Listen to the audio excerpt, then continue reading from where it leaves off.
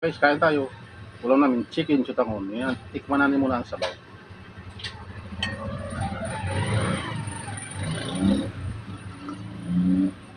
Sarap. Tapos chutangon. Yun o. Yun.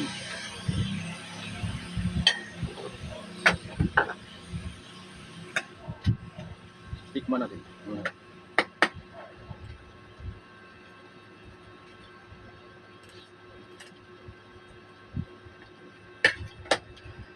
Sarap.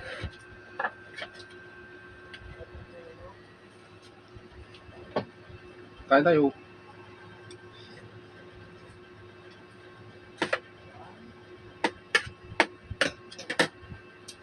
Tapos sabaw. Ulit. Sarap ng sabaw. Sarap umigop ng mahigit na sabaw ngayon kasi malamig ang panahon, umuulan.